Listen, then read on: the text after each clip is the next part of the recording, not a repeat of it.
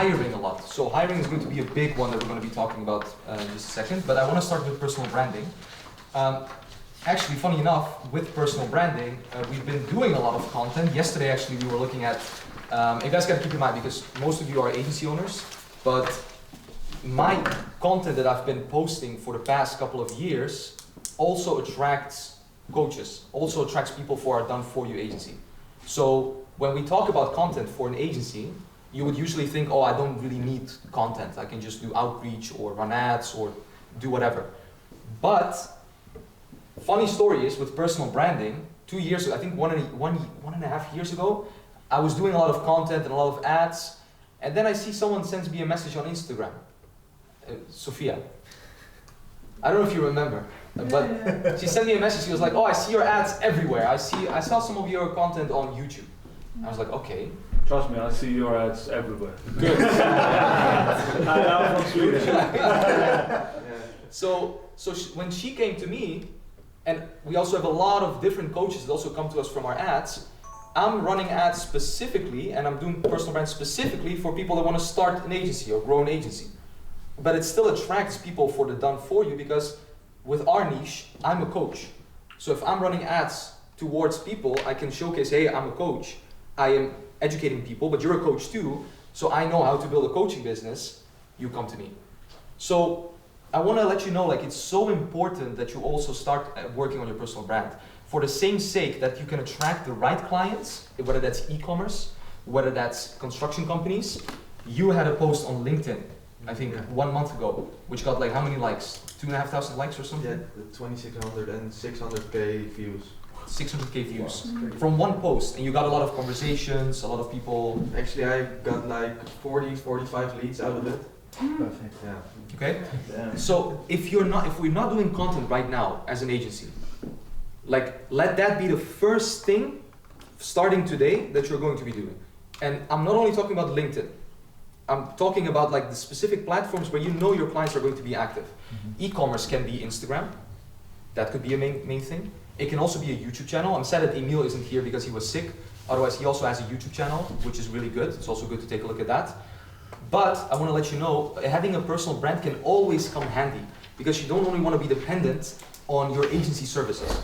You also want to be having something on the side, because what happens if it's a slow month in an agency? Things go quiet. But if you have a personal brand, you can have inbound leads, you can have people coming to you at any time, at any moment. Okay? So that's what I wanted to say about personal brand. What I would like to do, Sophia, depending on how it goes and everything like that, we have a presentation, a short presentation that Sophia prepared actually for this. And Sophia, if you'd like, I'd like to get started with you. Here's the thing, Tom, just so you guys know, just before we get started, Sophia is this, Tom is this. Sophia, 118,000 followers. On TikTok you have, I think, about like 200,000, 250,000 followers, mainly coaching, teaching people how to start an online business, how to do something online, earn money online. And Tom has 400? Yeah. 400k followers. Okay? So just so you guys know that when they are going to be talking, they're not just saying something, you know? Like, they truly know what they're doing. So really listen, because if you, for your agency, can create something which, like for example, rents, and I'm going to have you also show that LinkedIn post, okay, for them, after Sophia did it and Tom also talks a little bit. So we start on content. So content strategy is going to be the main thing, and I'm going to show you how we do it also in Notion, with our emails, how we do the YouTube thing, how we do everything like that, but I want to have them talk first and have them go through it, okay? Yeah. Yeah. Okay. Just one thing before they start. Why content? It's maybe more clear now. They'll go in on it more. Why content? Quantity of content. I always get a question from you guys, like, how much content shall I do? Just start with at least like 3 posts a week. Monday, Wednesday, Friday. LinkedIn. Choose LinkedIn. For most of you guys, that's a good platform. LinkedIn and Instagram. So what you'll do is you'll post content on LinkedIn, being the main platform, and you'll reshare that content on Instagram. And I'll share with you in like a mind map and visual and how to do that and everything, how we're doing it. You start with that in the first period of time. After that, what we do, you take a YouTube video, one YouTube video, you make one YouTube video for your niche. You then take that YouTube video and you redistribute it on Instagram in forms of reels. We'll show you also how to do it. There's a tool called opus.ai, okay? It can get clips, it can get reels from your video, okay? So you take the YouTube video, you clip it, you make an Instagram post out of it, you post it on LinkedIn and you share it like that, okay? What do you think about podcasts? Podcast, great, amazing. Just, it shouldn't be amazing, you should do it on a Saturday or a Sunday. Because it's never going to be like a main thing. Yeah. Unless you want to create like a Lotgenoten podcast. Someone invited me. They're starting and they send me a message. Okay, go, you can use it as content. Content is king. Like, you guys gotta understand one thing, and sorry for taking so long, Sophia. You gotta understand one thing. We live in a content generation now. Like, I don't care if you have, like, whatever you do, if you have an agency, like, you're in the marketing business. You're in the content business. You're creating ads for people, you're doing content, right? So, showcase that you know what you're talking about. You say you see my ads, great. So you will come to me saying, oh Stefan, I think you know what you're doing because I'm seeing your ads everywhere. Yeah, that's why I paid you. That's what I'm. Same thing goes for content. They'll see you and they'll say, wow, you're a 17-year-old that is helping construction companies. Let me start talking with you. No matter the age, no matter what you do, no matter anything. But the thing is, I don't know what type of content should you post. We'll get into that. That's what we'll get into that. Gym pictures. Sophia, Exactly. Sophia, you wanna get started? Niels, if needed, but Tom will be here. You can take mine, but we can start with. It's already on there. Yeah, but Tom might also want to. But we don't have to do it right now. If you want to jump in, you feel free just to jump in. It's okay. Yeah. I'll just stand here. I think that's the best position. Ja, je kan anders als je wilt klikken of zo. We gaan hier staan. Ja, that's best. Yeah. That's best. Okay, I will say up front, I'm sorry, my throat gets dry very easily and then I have to cough for 1 minute and drink because otherwise I'm choking over here. So then you already know if I stop in the middle, you know what's happening. It can also be 2 or 3 times. So, but it's about the works of the presentation. Like, English is not my how do you say that? Main Native language. language. So I'm sorry if I have any like grammar mistakes or I say things wrong. At the end, it's still about the information, of course. So why can social media help you move forward with your personal branding and how does it affect your business? Who is active on social media with their business? I'm very curious. Okay, so not everyone, but I just put testimonials. okay, but you're on social media, but it's not like a thing that you prioritize. No, Okay. not really. But on one hand, it's good because you're totally not dependent on social media, and that means that you can still have a lot of wins there. You know, if you already are on social media and it's not working in any way your business, it will be a little bit harder. Do you know what I mean? So for now, it's really something good, I would say. So who has already started building their personal brand? Also a little bit, like on social media, but not 100%. Okay. Well, I'm Sophia Meijer, and I'm not here to say like, oh look, I have a lot of followers, but it's more that you know somehow that I know where I'm talking about, what I'm going to tell you today.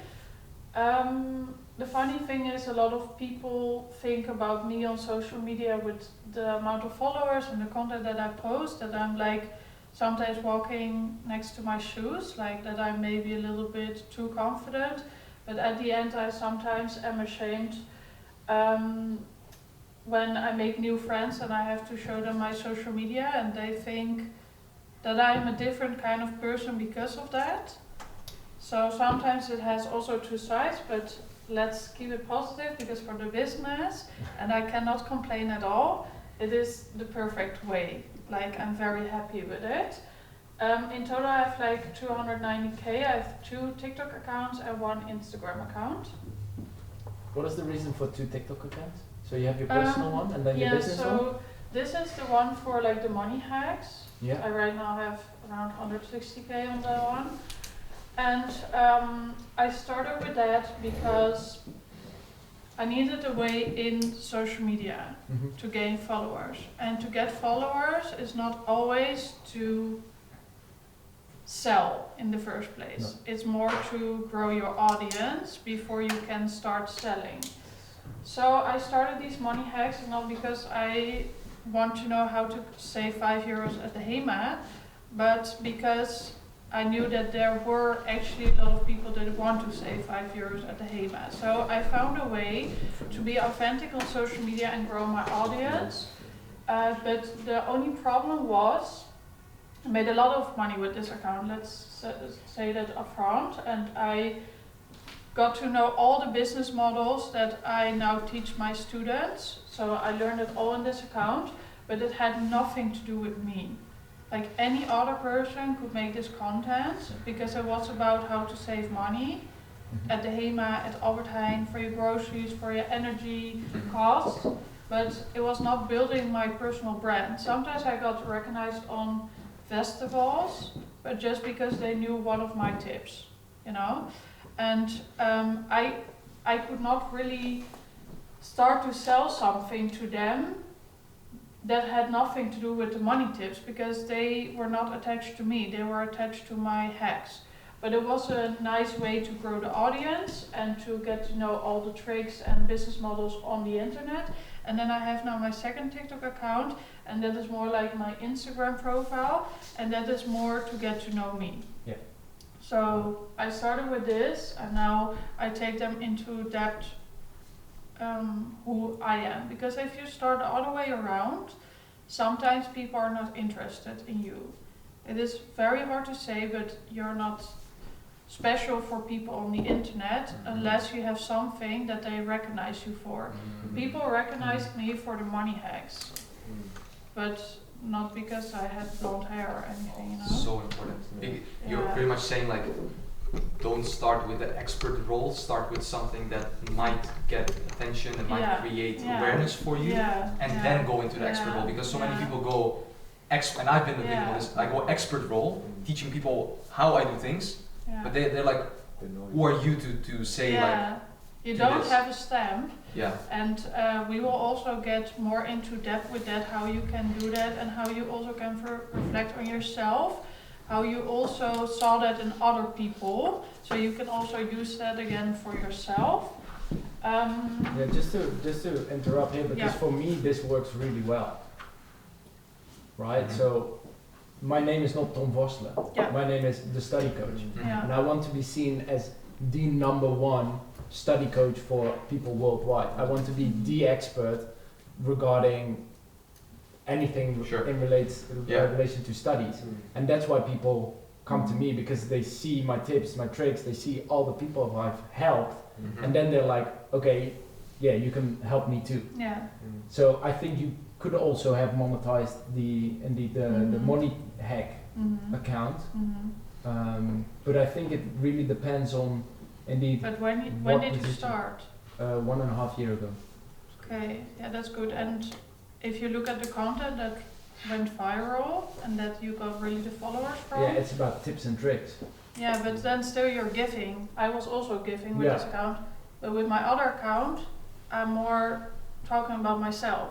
Yeah, but they can't relate anymore with me about myself because I'm not a student anymore. I do Mhm. create relatable content.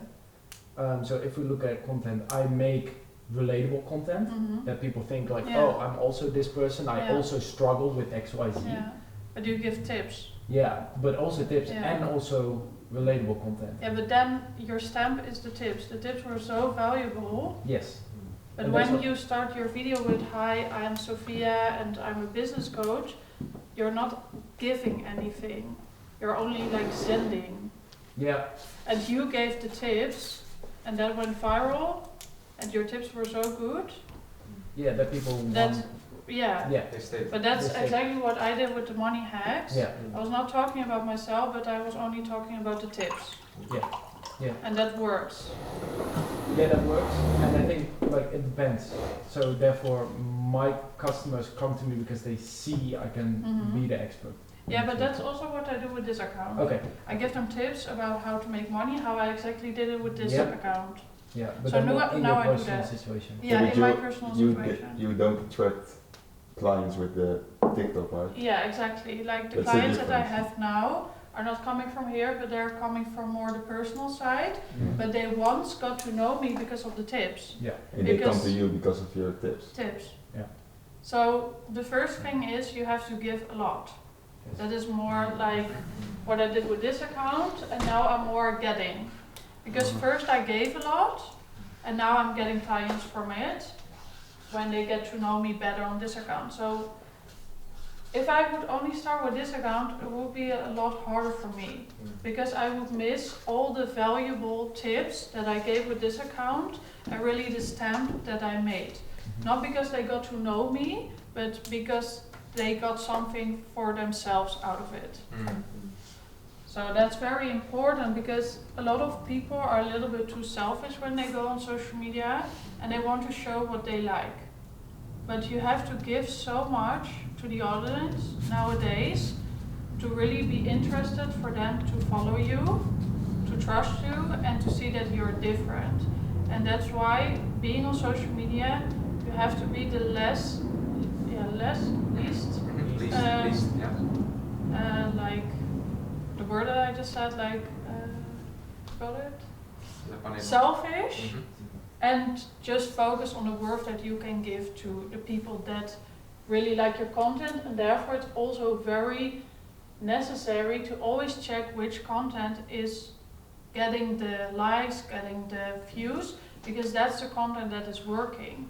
It can be that you like other content more on your profile, but if it's not converting, then that's good for you that you like it, but it doesn't fit to the audience.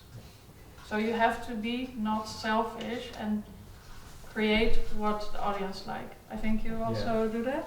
Yeah, it's so funny because then you create like, just for everyone's idea, actually growing on social media, I would say is not too hard because so many people in your probable niche are doing something similar. So what we do literally is we look at 10, 20 study accounts that provide similar content. Yeah, Some of them have 1 to 5 million followers and they get a lot of views.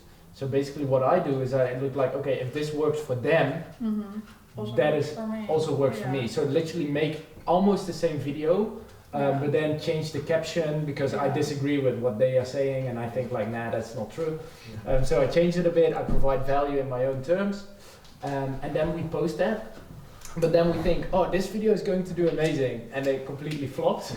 And then you think, one time my social media manager, she made a mistake in the caption. Like I didn't want that caption to go. That video got 7 million views, and we got 6,000 comments. Wow. And it was like, okay, perfect. Yeah. The caption didn't match with the video at all, but it blew up. So it was like, That's okay, right, well, yeah, that's sometimes right. it works. Just a quick question, what kind of people are you trying to reach to? Because we're trying to reach business owners with at least 50 employees. Yeah. I'm just wondering, are those people also looking on Instagram, looking for No. content? I would definitely say Instagram.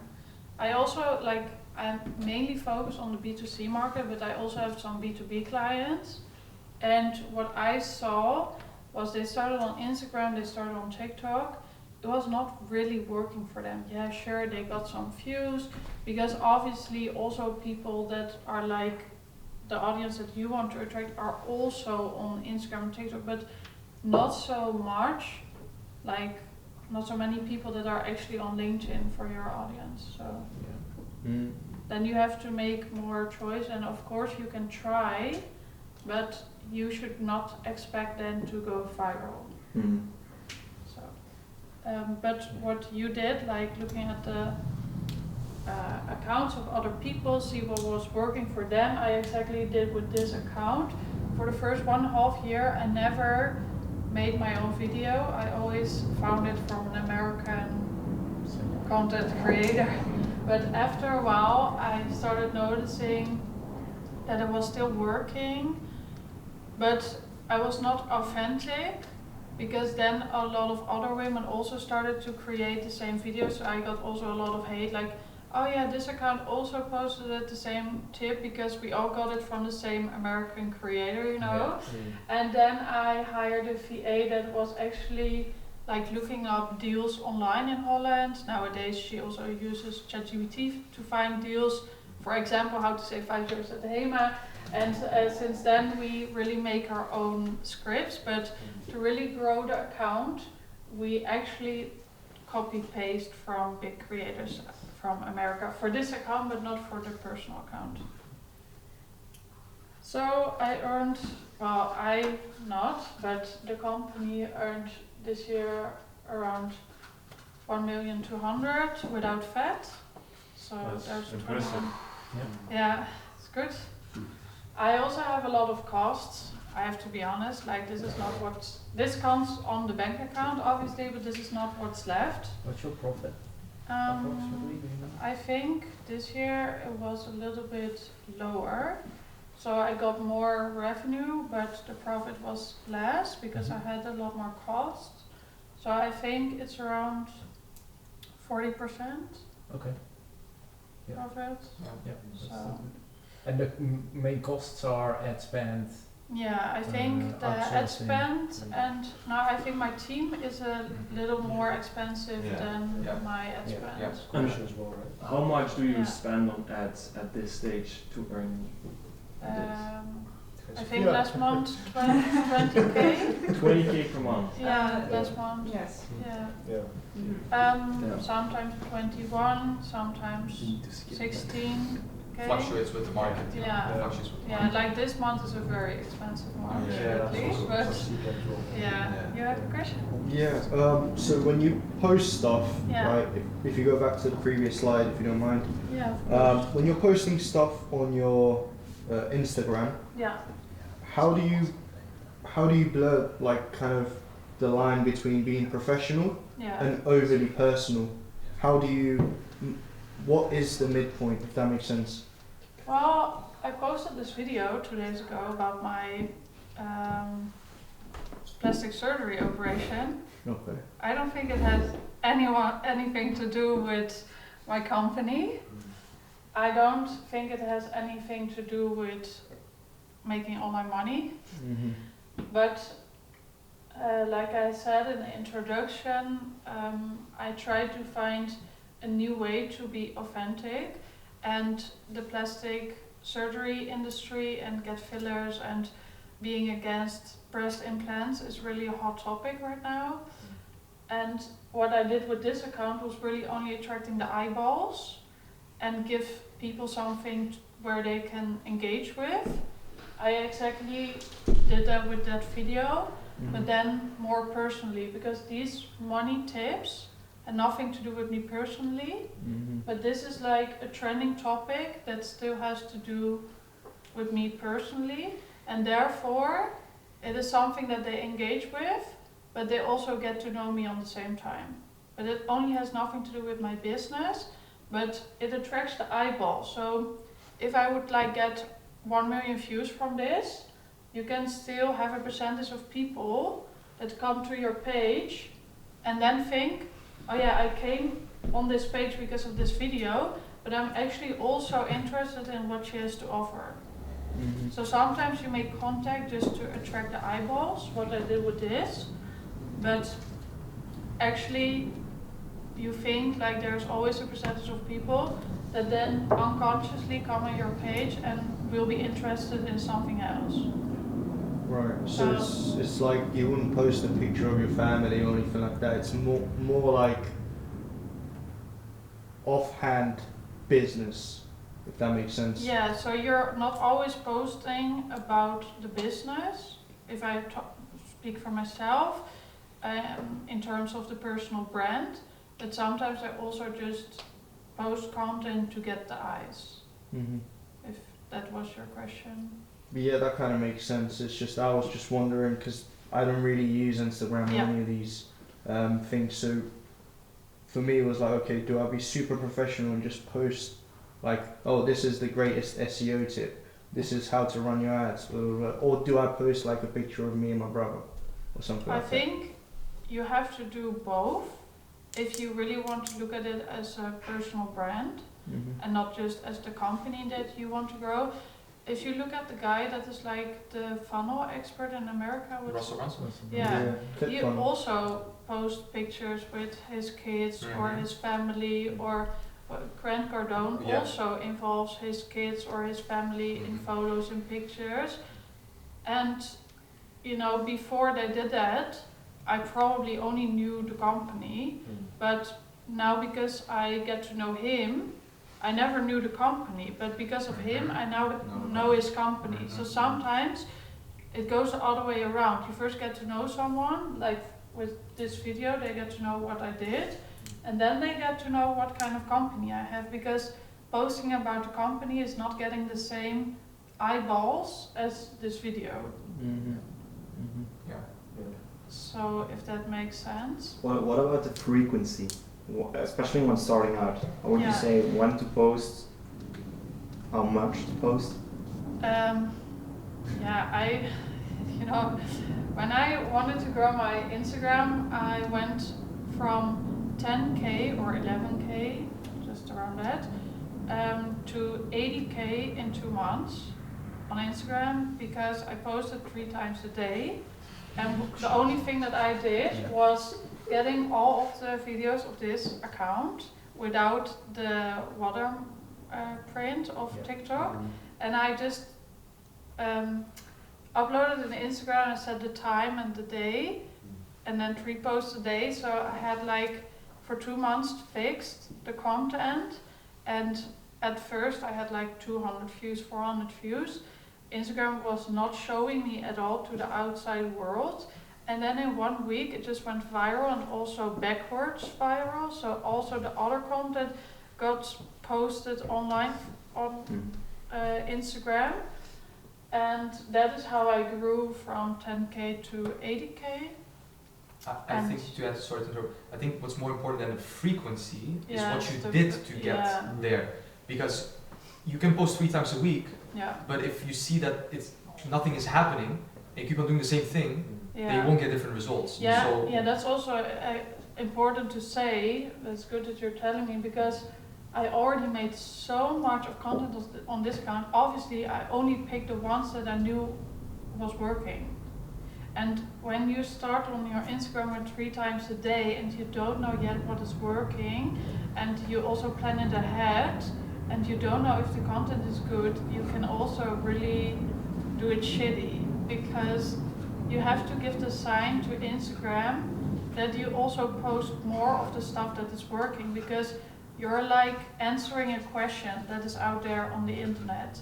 And that is what Instagram wants you to do, to fill up the gap where you see that the question was. Because if your video gets 1 million views, for example, it's really extreme, but 1 million views, you can have that. They also want you to make more content of that, because obviously there's a question for that kind of video or topic or thing that you spoke about, and it doesn't mean that you care about the topic, but it means that Instagram has an audience for that kind of topic, and they will also push you more towards the people, because they want to keep the people as long on the platform as they can. What I struggle a bit with is we can post a lot of content about the video maker and filmmaker life, which is stuff that goes very viral on Instagram, because I see it a lot. But is that the content that our target audience is interested in? Yeah, I would say do a mix. Like if it's really, really, really not the people that you're attracting, like with this plastic surgery video, I know that I target a lot of women, and women are actually my target audience, but doesn't mean that everyone wants to make all my money.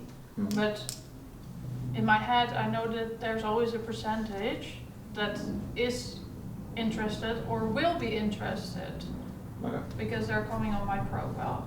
So sometimes you also have to make the funnel like a low bar, like I have free trainings, because I know with this kind of content I also attract people on my page that were not in the first place interested in making money or even never thought about it, but because I have like this free training in my bio, they maybe think, well, it's free, so I don't know if I actually want to do something with making money, but maybe after the free video I will. What's your mix between normal posts and reels? Yeah, I only post reels. Okay. I think I posted one time on vacation like a mix of photos from Dubai, you know, like very nice photos that I made with the camera that I got from a friend. I don't know if you guys know Jelena Brands. Yeah, she gave me a very, very nice camera. I was very happy with it and I took it to Dubai, but it was not really doing so much for me. It was just nice for myself. That's like the selfish side, that you like to post photos that you like. But my audience was like, yeah, nice photo, yeah, nice. But they actually care more about the other stuff. Yeah, like I noticed a lot, like for example, we also post content, like for example, we have like fans, editors, etc. So we post like one fans edit, no views. I actually post one, like for example, me and Stefan, we have like hang of me and bro in 5 years. Like ugly edit, bars, ugly edit, boom, I don't know, 5,000 views. We'll get like 300 views. So it's also what he says, more relatable. Yeah, relatable. It's more about the topic. Real. Yeah, it's more about the topic. Because then I also think we're a video production agency. Yeah. People are going to rate us based on the content we post. So if we're gonna post shitty content, you shouldn't. They're gonna say like, that's weird. You have expensive cameras, a camera that costs 10K. But then you have to go back to what Tom said, and you really have to look at the companies that are doing really, really well within your niche, because I'm sure there are a lot of film production, camera production, social media accounts, companies that are out there that are doing really good, and you have to look very good how they do it. And maybe it's a little bit shitty to say, but at the beginning, just copy. Yeah. Just try to make the video as much the same as you can. Take Sam We need some Calder. new editors. Yeah. Take Sam Calder, Matt Como. These guys, they have a video production company. Yeah, but I would say like there's a different one. Like I'm searching on Instagram. I'm not sure if you know Parker Wallback. Yeah. For example, that guy is also another thing that you could. But I think that in terms of editing, that's fine. But I think it's more about topic that you need to remaster. Yeah, because Matt, he has a coaching business as well, I think. Matt Como? No, the last one. Sam Calder. Yeah. Yeah. So he's really showing the filmmaking live, and then he attracts filmmakers. Yeah, 100%. Sure. And I feel like that's what you guys are also doing. Like you are selling a course, a business, and you as well, you were selling to students. Sure. So I'm just a bit curious, like how do you do it for if you're selling the service to a client? I also have a service, okay. B2B, but because that's not my main priority, you will also not really see it in the content. I totally agree with that. But I still attract with this kind of content, the same as what Stefan is saying. He also attracts business coaches, but his content is for people that actually want to business to start it. So I also have the same, but maybe it's also because I just reach a lot of people, that you always have the percentage of also people that. Yeah. Because in the quantity there will be quality. So if you guys just focus on, goes for everyone by the way, if you focus on what's working, what's trending, right people will see it. Or an employee from the CEO might see it and might say, hey, these guys are so good, build trust, boom. So don't overthink on, I'm just, needs to be either SEO tip, or just find the sweet spot between the SEO tip, because that's not going to, that's not like, wow, it's going to bring a lot of quantity. It's like, okay, SEO tip, okay, I can use ChatGPT to find SEO tip, right? And don't go all the way like fully, but they can help. Like for example with the rents, which we'll get into in just a second, just one thing, just one thing can create the virality, and then from there it will bring the right people. So for example, for me, I created the content on like the more B2C focus, but it attracts also the other people. if I were to do B2B, and I'm curious to know what you guys think, I want to ask you the question, what would you do if you do B2B? If you did like, if you had like an agency, and that would be the main thing, would you, so in terms of creating the content, you look at, okay, I create a LinkedIn post which is personal, it gets me virality, it gets me something. So if I were to do B2B, fully B2B, I would just create content that's still personal, and it still attracts those people, and you would get virality in that, right? Because in the end, the businesses are run by people as well. It's not. Everything is, we're all people. So like, if you attract a lot of people, chances are that someone is connected with someone who is there. Yeah. And they'll tip I'm them. also checking reels of cats, you know. Yeah. How would you guys do it? Sorry, Sophia. How would you do it if you had a marketing agency, just a general marketing agency? So if it was flipped, if your market wasn't B2C, but it was only B2B. How would you, what would you do in terms of content? I have a question because what's in my mind, like we didn't start yet with like a personal brand. So you said like, yeah, that's a favor because you don't run like your agency. So there's like a big advantage to get like a personal brand. But what if you can hire someone to be your personal brand? Yeah, I know actually one person that is a guy, and he wanted to sell a course about, I think, doing ads stuff. And he said, yeah, if I'm going to be out there on social media, I will not attract a woman, but I want a woman as clients because they want to be famous on social media and stuff. And he actually found a girl that wanted to be the face of it. Yeah. And he is doing everything on the back, and she only had to create content. And what do you think about it? Yeah, What if you could start over, but you had like to give like 30% of your turnover? Still same profit margin. Would you do it? No. Because my biggest goal is to get out of the business. So if I'm starting my personal brand, and I think LinkedIn is a different channel. I think it's different how you look at your business, because for me, my business is like my child. I would never want to say goodbye to it, because I really love what I do every day. So why would I give my dream job away when I actually don't care about if I have to pay so many people and stuff, when I really actually like what I do. But for you, it's more like a business. Okay. Just for the information, we have like a relationship. So we started together, but the vision is not to be like operational forever in the same business. I think it's not healthy. Yeah, so you just want to make and grow further with another business. Yeah, so if I'm going to start a personal brand like as a marketing agency, and I'm service like content, and then I'm starting doing something else, it's... Maybe Tom can... Yeah, like I think to answer your question as well, and to answer your question, if I were to do B2B, I wouldn't, I would indeed make a personal brand and just share what I did to get a business going. But you will become the face of the brand. Yeah.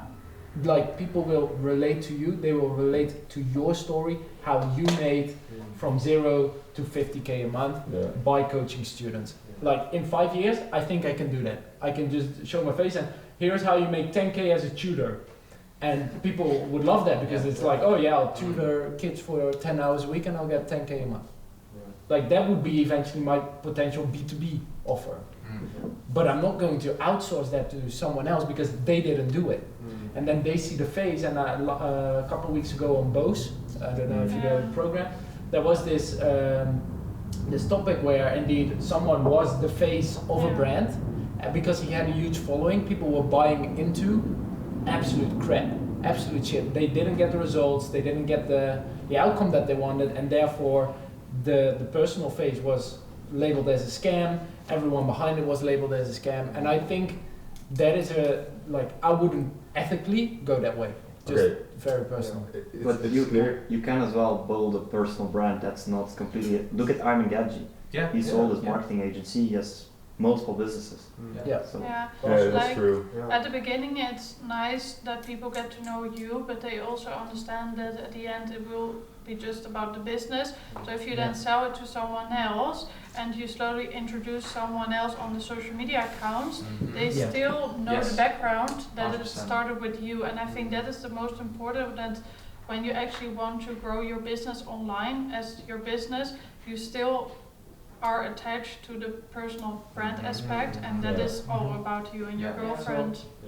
Hypothetically, like I am a personal brand, but also not. I am a brand, the study coach. In essence, I could have indeed 3 other study coaches who just make similar content, maybe also girls, because then we diversify.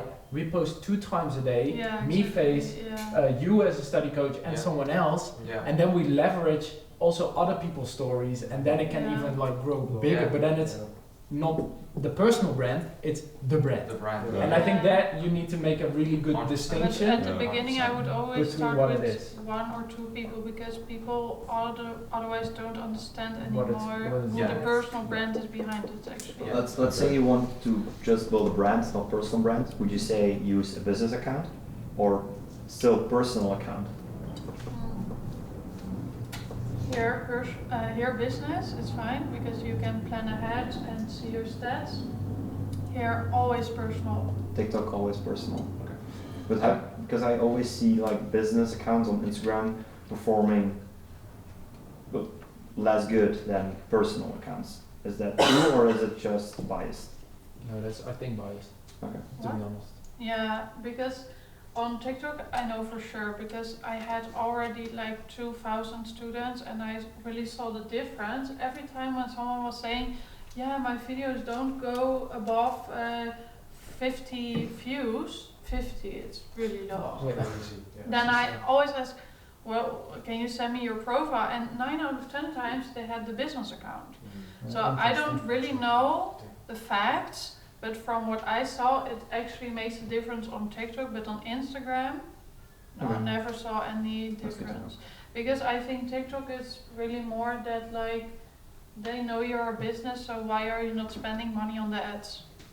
So Sophia, to touch upon that for Niels, if you were to do like an agency type of thing, if you were to do Instagram, would you go Viral Academy profile, Sophia Meijer profile? To build your brand on that's Instagram funny.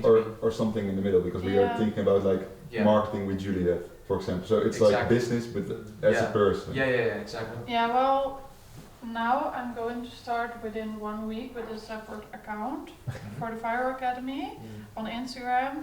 So I hired a social media manager for 6 months upfront, and she's really, really good. And there we are only going to post around Viral Academy, but because I already made the stamp with this, like with you can leverage. I gave them more depth about me, and now I'm going to, like, I gave signs about the Viral Academy in this page, and now I'm going to make one whole separate one for just the company. But if I would not have the followers here and did what I did here, it would be way harder to grow the Viral Academy account, because I would miss that trust what they have with me here. So if I would start a company, I would always start it from my own account.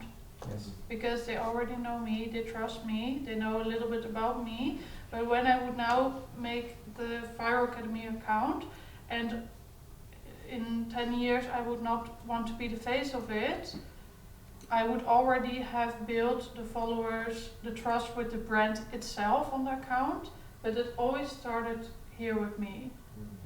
Also for my next company I would start here and not on a separate account. So if they were to do marketing with Juliet, for example, do you think that would be on the account together?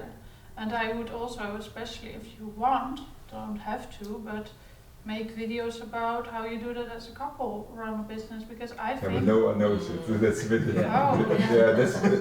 no one knows we live in Spain, no one knows we are a couple. Like the half of our clients knows that we live in Spain. But because sometimes people ask like straight like, what are you? You're a couple or? It's interesting, but that is intriguing. That is intriguing things which they're asking, which you can use as content. So you base the content off of what your clients are saying. But why is that? Because you're scared? No, at this point no, but in the beginning we were scared that people were thinking, oh, maybe it's not professional enough with like a starting agency to go for a couple instead of like a I think it's really strong. Yeah, I don't really care. I think it came more by results. If you came with results, if you have a couple or not. I think it's also more trustworthy. If I have a couple that are in the same business, I think it's more trustworthy than one person. Like they are not a couple, but I also like that they're two different. Because you also know that they both have different qualities, and the line within the communication is very small. So, I would do it like that, man. I would share things. Mostly you're blocking yourself with the fear that you have underneath. And for example, I sometimes had the fear of too much bragging. That's also why I don't share how much I earn anymore online, because I was too scared. But I know if I would make a video and show this, I will go viral instantly. But it's just. But are you going to use this on the Viral Academy account? Like I would 100% use this. Yeah, for my B2B clients, it's nice. Because they see that my funnel on social media is working. Exactly. And you can also, I literally have a client that is a painter. It's a woman from Holland, and she started with me with her painting company, so B2B. She bought my course, and she had some extra costs that she bought with me, and she did the exact same funnel as me, but then for the painting, and she made like 20K in 1 week with her paintings. So for my B2B clients this is great, but for my B2C it's a little bit less. Sorry, I have a question. Yeah, so, of course. I see my competitors doing the same in Sweden. They have like a B2B service like I do, and also they sell course like marketing agency. Because what I see, they don't do content for our niche. For example, car detailing niche, they are not into like technical stuff. Like all my clients, when I onboard them, I do the ads manager and everything for them. They don't know anything. They don't know how to go into the Google Meets link. Basically, I need to be in person or on phone to close them. So what I see my competitors do is they do the service and they like build some sort of a community course for people starting agency.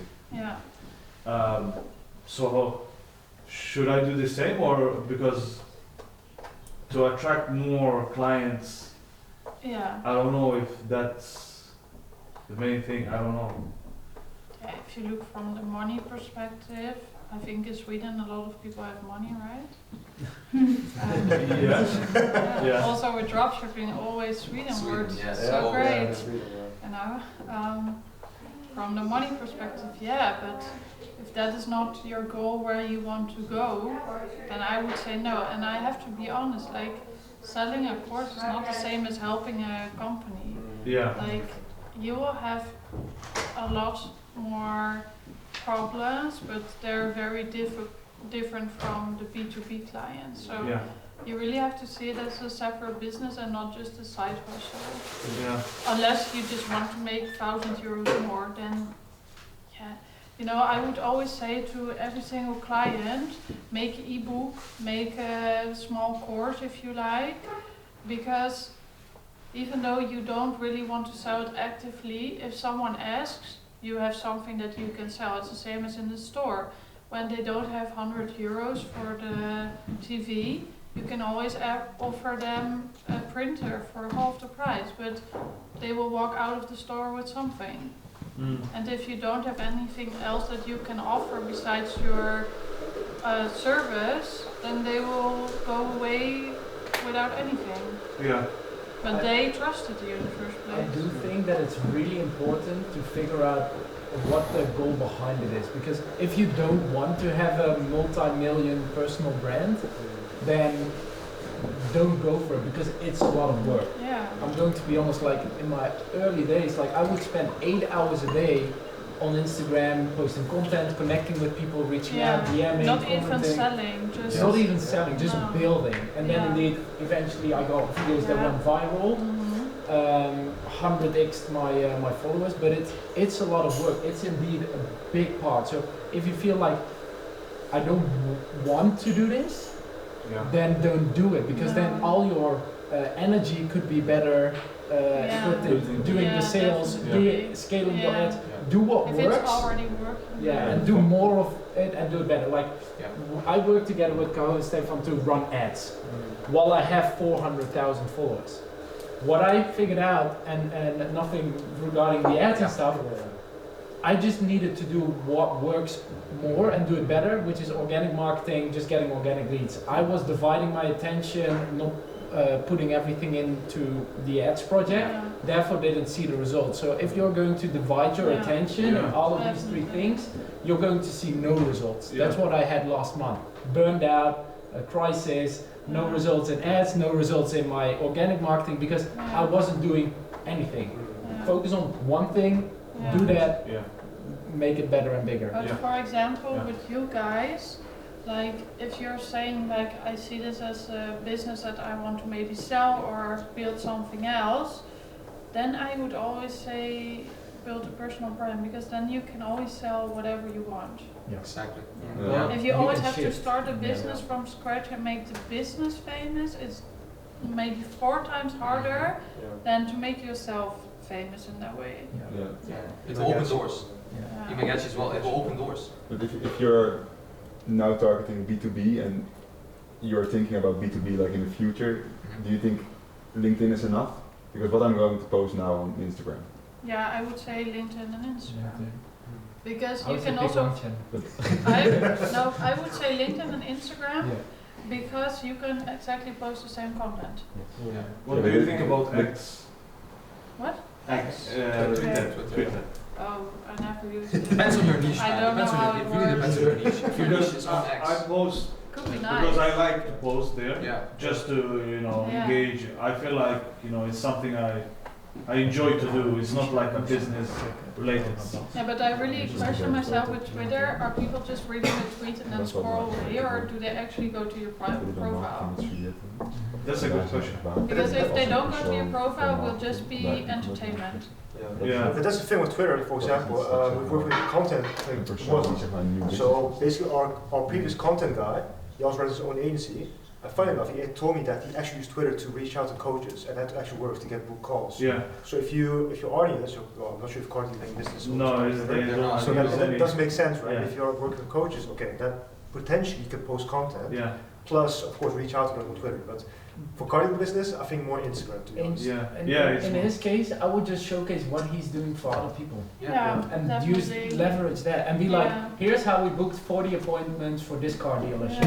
And that is your brand. Like you don't necessarily have to have. And again, this is where you make the decision. I am a brand. I'm not a personal brand. I want to sell this thing in like a couple of years or have it run without me being there. That is my goal. But I could also make it Tom Vossler, and like in 5 years I could go B2B sales. Just make sure what the idea behind is, because either way it's going to be a lot of work, and see what you get out of it. And I think that is because what I feel like now when you told me that, I started thinking.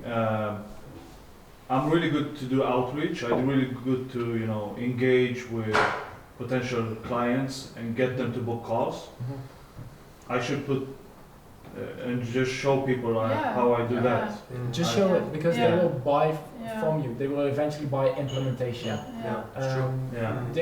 You can give, like, I have a lot of followers, but only a select few buy because they want me to actually tell them, do this. Like Stefan and Caho tell us, turn this ad off, turn this ad on. I don't like. Without them telling me that, I don't know. By you telling people like, oh, do this, do that, or here's how we got business XYZ more appointments, the car dealer can say, okay, we're going to do this myself. All good, you probably provided value, you helped them, but they will figure out like, oh, I'm only getting 10 appointments. Like, what is this guy doing different? I will call you and be like, hey, I'm only getting 10, how do you getting 40, 50? And then you just tell them like what you can do for them, and they will buy it. And that is the whole idea. Just share the value and then just don't be afraid that people are going to walk away with your business model, because I have people in my same space, they're trying to do the same and they are not making anything. And I just think that, Take one client, go to a car dealer shop, make a picture with them, talk about the results. It's one piece of content you can already use. On LinkedIn X and I mean, Instagram is more of like Reels now, but like you can make something. I would go for his case on LinkedIn. I would say. What I'm thinking, difficult. What I'm thinking is like something because what my competitors doing, for example, they are doing like everything B2C to people want to start their agency, and then they have the detailing, marketing for your detailing shops, but like some sort of this is how I do outreach. Like I do content to marketing agencies. What do you think about that? Like, do you want to start like a course? I don't know. I'm just thinking like. In this case, you can start like with your personal brand, just focusing on automotive from my perspective, but also think about like if I want to attract agencies in the future, you are starting already like. It's a different business model. Different business. That's the So you can use some of the same content. You can show like the testimonial of how results are delivering to the automotive people from the automotive. Like, oh, nice. Also people from the agency like. I would say as long as you don't have the proof, don't do it. And as long as you've not been doing it for like 5+ years, don't go into a different business model, because you will burn yourself out and you will divide your attention. Stuff, man. We have 2 businesses. It's insane. Switch focus. Just focus on the one thing. Don't go other direction when you are focusing on one thing. Just look at the essential thing. I even see it in my business dividing between organic and paid marketing. Even that you can imagine. Burn me out because it's a different way of doing my business. Well, I had something that worked. And if you're already getting results on the organic part, great. So you keep doing what's working. If cold calling now works, if specific outreach works, keep doing that. Want to add organic? Do more of that. But build out something at least, so you're starting to build out like a niche authority. You don't have to become a national authority. You just become a niche authority in the car detailing. That's it. Like Rens became like, I don't know if you had a lot of construction people like come from that post. I think you had, right? He became a niche authority in the construction. You understand? So like, just become a niche authority. You don't have to become like a famous celebrity. It also goes for you guys. You guys like niche authority. That's it. That's the only thing you need to do. You don't need to become. You don't have to have millions. It's not needed. Like why? I just need 30 or 40 and then 30 followers, only clients. Only clients. New follower. Okay. Again, it comes down to what your goal is. Like my goal is to literally again be the #1 kind of like study coach out there. So I need social media proof. I'm going YouTube in a second. Like I made the decision that this is my way to provide value and help people. If you just want to earn more, have more clients, just do more calls, do more of your ads, and just do that. And it really depends. So everyone should just grab a piece of paper and be like, what are the pros of a personal brand, what are the cons? It's a lot of work, it's a lot of effort. Yes, it can contribute to your authority, it can contribute to sales, but if you don't need it, or if it's not within your business model, I wouldn't go for it. For us, it's working. But for example, like it's pity that Nico and Milan isn't going to be here, because they scaled the business without doing personal brand. They only did ads. So we helped them actually build the VSL, running the ads. Well, basically they run the ads, but we helped them, launch ads, etc. In Sweden. In Sweden, right? For med spa niche, and they scaled like within 7 days like 21,000 on closed deals. This with ads. So that's the thing. Like you don't have to per se build a personal brand. The reason why we do it, because we're an agency and a coaching, so that's really a sophisticated market, which we need to post content to really warm them up, give them a lot of value, etc. Go same for Sophia and Tom. Do you guys follow Tanner Chittister? Yeah. Those guys, like Rob Dial, also one of my mentors, follow him, and he's doing it really. He's a mindset mentor, but on the side, he's selling how to build a coaching business. He was my first mentor, but he started with Mindset University. Then he started to teach coaches. Exactly. And now he's just sharing his podcast, and occasionally he's just like, hey, come and coach if you also want to start being a coach. And like eventually you'll find your way, what your way of I think personal branding also is. when you start a personal brand, when I look at the people that sign up for my course, it's as well the B2B part, like the people that want to grow their personal brand on social media, but it's also the people that just want to do what I did with this account, just build a personal brand and just get a lot of business models attached to this, like just to create content and then earn money with different things.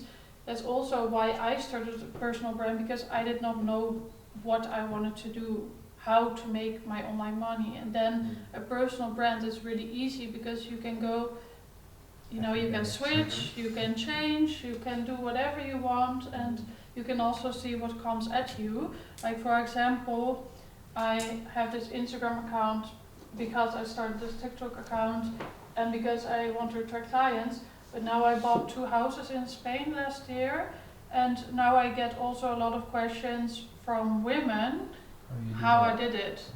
And now I'm making a course, but within the Viral Academy, because I don't want 2 businesses. Like people already got to know Viral Academy, already took me a long time and build a trust, and I will just do it as an upsell. So also when people make the money within my course, B2B or B2C, doesn't matter, they can also always buy the extra course for the real estate, but it will not be my main priority on my account. But now I leave every single DM that comes for the real estate with empty hands. I don't want that. Yeah. So. Yeah, but that is like, eventually you're like pivoting and you're building, and I get students who ask me, hey, how do I build a business? And I don't have anything for that now, but maybe in like 2 years or 3 years, I will upsell them and be like, hey, we have a mastermind group, etc. Yeah, exactly. Again, and that is what with the personal brand, you can easily switch and stuff. But if I were you, like, I think your biggest USP and how you could go viral, if you would actually like make the couple content. I'm sorry. I follow one guy, and he's sharing how he is running a business and how he and his girlfriend communicate about being in a relationship with 2 entrepreneurial people. Because it's not easy. It's so juicy. I'm almost. I will consider investing in him as a personal coach because I. Don't sleep. No, it's really like he's talking about his youth traumas and how that is kind of like impacting the relationship, like how he just focuses on his work, ignores his girlfriend just by thinking that, okay, by me working harder I can provide for her better and stuff like that. And then they start to having the conversations, and like it's really good content. I think I've seen it. Yeah, it's not that, again, not that you need and to do he's something probably like not that, even the target audience. No, exactly. Think of Leila Hormozy and Alex Hormozy. They do a lot of content on like just them 2 talking about relationships. But also separate. And also separate. If you know René Kooijman, you hate him or you love him, kind of thing. But he has his girlfriend now for 2 years. It's also a friend of mine. And I was also at both. But because of the dropshipping he did. He lives in Malaga, right? Yeah, because of the dropshipping he was one time in both, but he's already not doing the business for years. Like people still bullying him for that on social media, but he's not doing anything with that anymore. But he actually has a very good like mastermind day once per month, where he teaches how he's already in the stock market for years from his own experience. And how he's doing like the real estate in Spain. And because he was not really attracting the woman, his girlfriend now started like same company with like the same content that they share on the mastermind, but on 2 different days. And now she's attracting the woman with it. But because some women already knew René but never felt attracted to it because he was like attracting the men with his content. They are now fishing all these women out of the water with her content. AKA see what your clients, what makes them tick.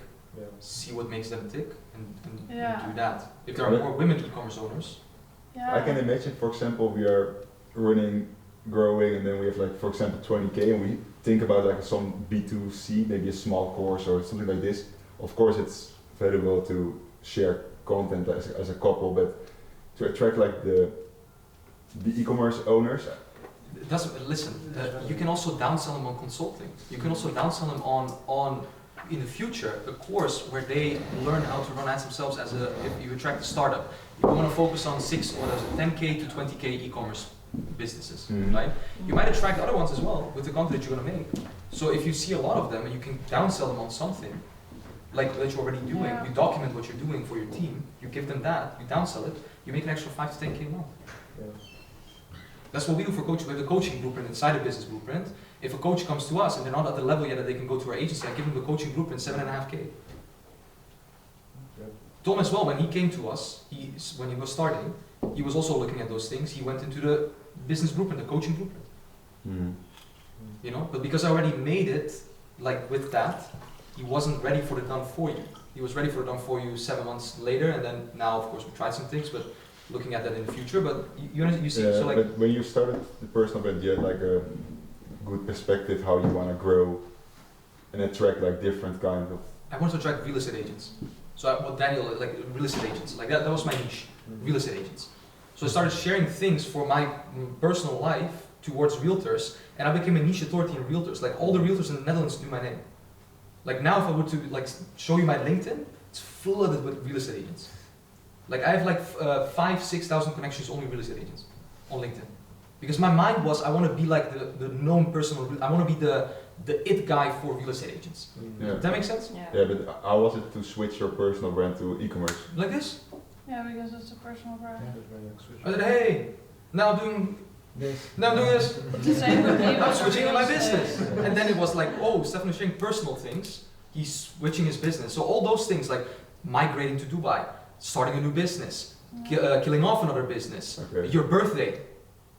This great post, you know, rents 2.5K likes on your birthday post. Just to be clear, those things work. Views. I want to see that. Yeah, we're gonna show that. Those things work. So you sharing those, it's all related. If I now want to start a SaaS business, it's useful. It doesn't matter. People don't care. People just want to relate. That's it. So for example, like a really good example is Daniel Dahmer. Like he has his own personal brand, but he doesn't show like, oh, I have an e-com flow. I have like a business. Like people, like he still attract a lot of e-com owners, but he doesn't show it like explicitly, oh, I have an e-commerce SaaS company, you know?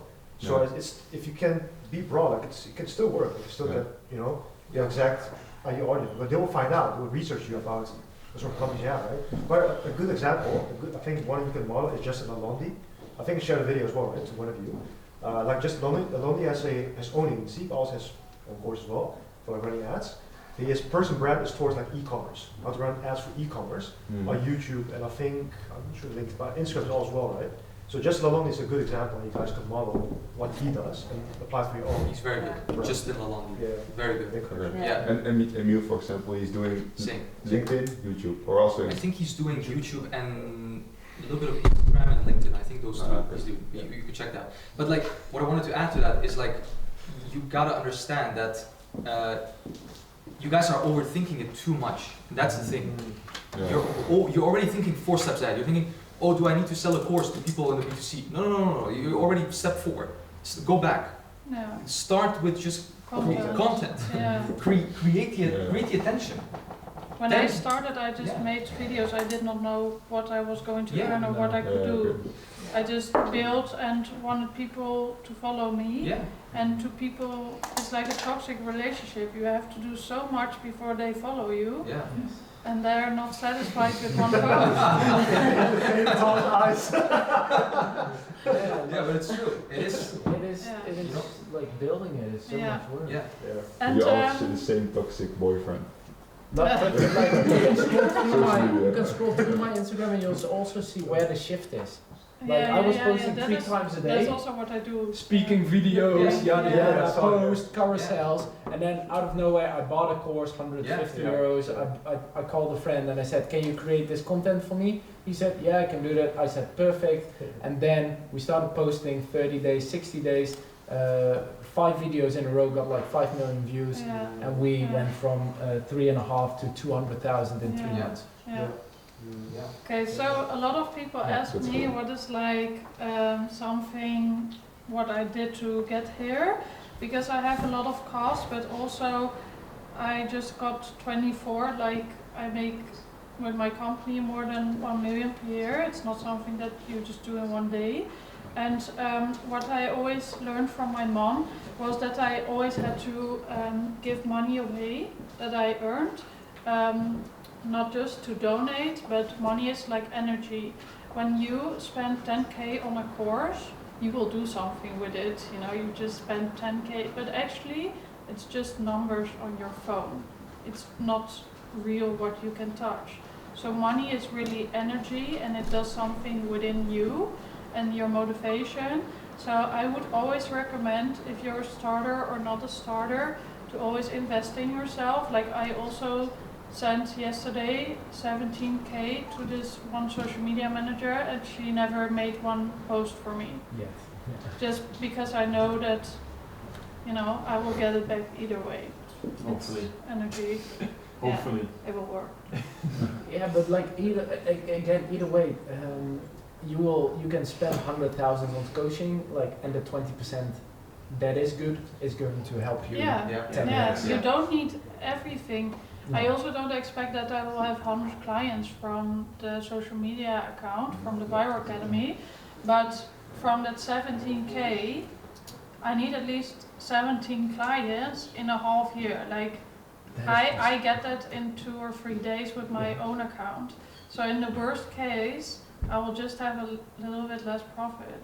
Like what? Mm-hmm. Or in the best case, it will make me maybe 50K more. Mm-hmm. So it's energy. And now, because I also sent her that much money, I especially asked her, can I pay you upfront 6 months? Mm-hmm. She will feel the pressure. Yeah. She has to also do something now. Yeah. Yeah, I worked at the Albert Heijn 3 years ago, so it's a little bit like this standard online business coach, but it's real. Why build a personal brand? More income, obviously, because you have more eyeballs, so you can always sell something. I tell my clients, like, if you don't want to make an ebook, I tell you you have to make an ebook, because you never want to leave any follower with empty hands. Actually, you always want to offer something. If it's €5, if it's €10, if it's €20, you always want to offer actually something. The personal touch. You don't have a personal touch when you only talk about your business. And you have more options, like what we talked about. If you don't like the business anymore, you switch, or you don't like just the offer that you have, you make the offer differently. But if you build a social media account on one offer, on one business, it's really hard to switch. People will unfollow you because they only followed you for that one reason. But if they follow you because of you, of your story, of who you are, just because you gave them one tip that was valuable, they don't care if you switch your offer, or they don't care if you start to promote also something else. And I honestly believe that you will need it as a business even more in the future, because you see that online businesses are growing, and the only thing that will separate you from your competitor is your own story. And I sell based on vibes. So I attract women, and I sell based on like how friendly I am to them, or I wrote this yesterday, but I don't know what's in here anymore. So they never met me in person, but they connect with my social media content, and they transfer like 2K, for example, and they see the results that I share from other students, and I tell them personal stories. That's why they also have the feeling that they know me. And they see how approachable and friendly I am, and that's how they also have already the feeling that we are friends, and you buy much faster from your friend than from someone that you don't know. So, yeah. And what do I still need to learn? I thought I wanted to share this because maybe you can also see the insight from my perspective, is that I have to be more authentic. So nowadays, it's not about how much content you post, but it's more about how authentic you are. Because the thing is, when I started, I produced a lot of copy-paste content from big creators from America. I can still do that and go viral, but nowadays I see that if you really want to stand out, you have to tell the things you're maybe embarrassed about, or where you maybe have opinion about that you are afraid to share. But the only thing that is going to separate you from someone else is your opinion, is your point of view, is your story. So, because I was bullied in school, I always wanted to be normal. And that's also what society teaches you, is to be normal and not to be like weird, because then you stand out and that's not good, because you want to be part of the group. But when it comes to social media and getting a following, you have to be different. So you have to little bit switch your mindset about it and go back to when you're a child, when you're really, really little and they don't bully, at that age, you don't care if you ate sand or not from the, playground, you don't have that feeling of shame. Yeah. And that is also what separates kids. They're very diverse always. Yeah. And to add to this, indeed, it's especially once you start posting vulnerable things, or you're going to talk about things that you don't enjoy, but that is what's making you relatable.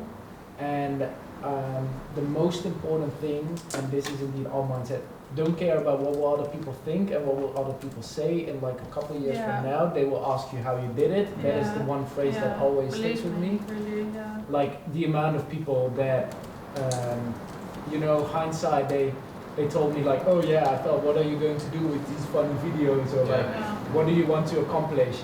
And now I tell them like, hey, this Saturday we reached 400,000. Oh my God, that's so amazing. It's like, we never expected that you were going to do that.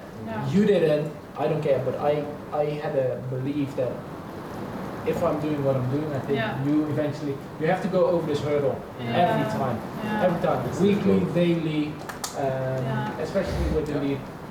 Personal branding. It's just a business in general. And the biggest fear that you have is mostly the biggest advantage if you post on social media, because if it's your fear, people are also actually surprised that you share it. Yeah.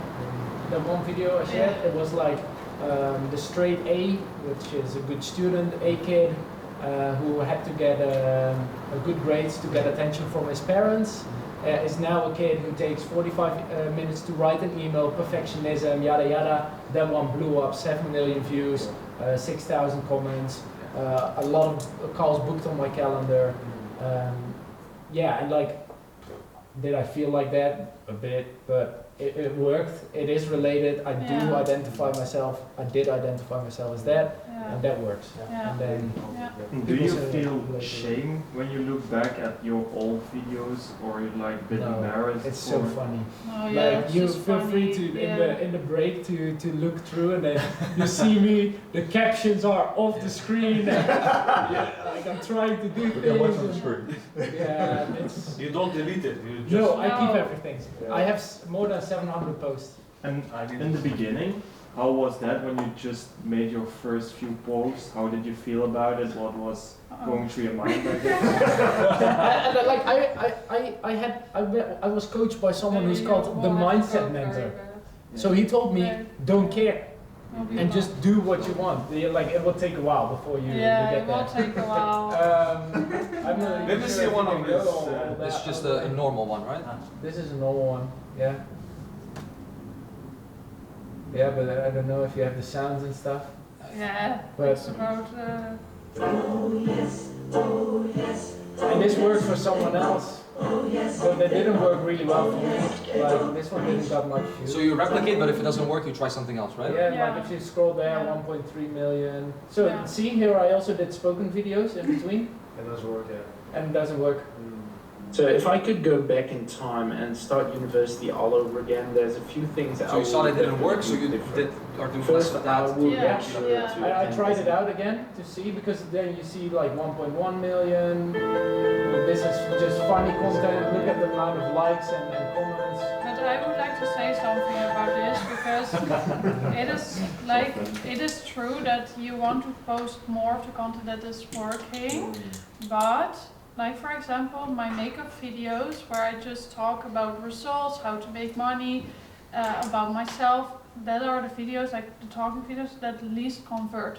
But like they don't convert in likes and views. But when they come on a call, they at least saw one video of these videos, and that's why they were more likely to buy.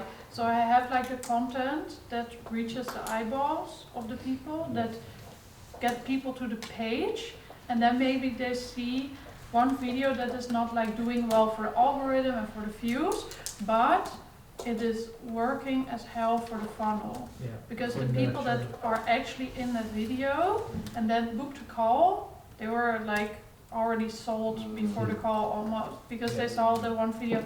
So it's not always about only attracting the eyes, because then your funnel is not complete. Then you're only at the attraction and the awareness. You also have to get people a little bit in depth, and that is the kind of things that convert less good with the algorithm. Yeah, it's true, because it's also for an audience that is more warm than just the audience that is scrolling. Yeah.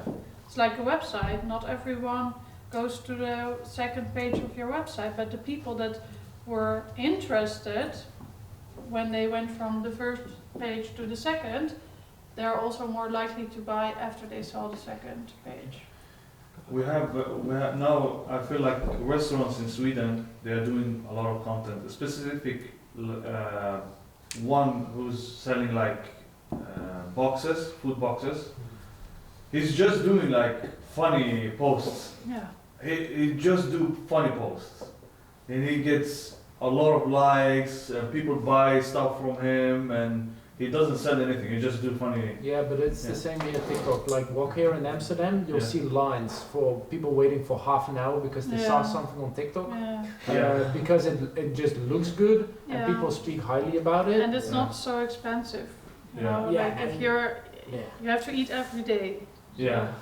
But then it's like more the hype. And then, it's worth it for the price to just try it, because it's got 60,000 likes. Yeah, exactly. But not because you got a lot of trust from one video. No, you're like, oh, everybody bought it, so I'll do this. Just the sheep. Ryanair also make jokes about themselves. They do jokes. Okay, this is maybe a good question for yourself. Like, think about all the famous people that you know from TV or social media. They all have something that makes them memorable. For example, because they did something, it can be a scandal, it can be because they were in a relationship with a famous person, it can be because it can be all sorts of things, but they always have like this one stamp, and if it's negative or positive, doesn't matter, but from that point, they make like this stamp in your head. And from that point, they did maybe a lot of good things, and they still like did a great job with their business, with their personal brand.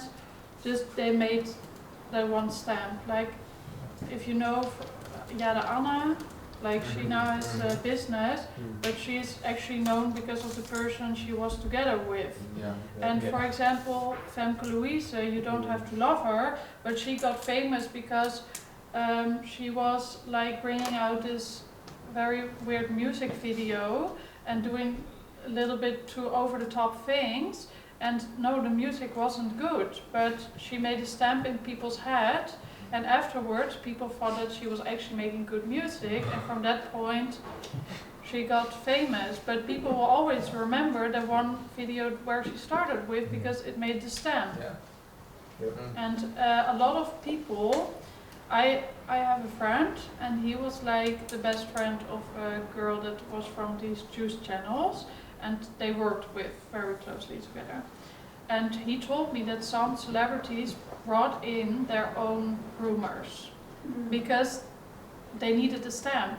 They needed to be on top of the mind of people. Again, it doesn't matter if it was negative or positive. You see Yada Anna getting a lot of hate comments, but she's not deleting it for a reason. It will give a stamp in people's head. People have something to read. And then the next thing, she does something good and people love her again. Because you also forget about that, but somehow you also don't forget about that because they made a certain stamp in your head. So don't be afraid also of the hate, because you will get it either way. Really. It's true. You're scared. Yeah. Just like Lubach.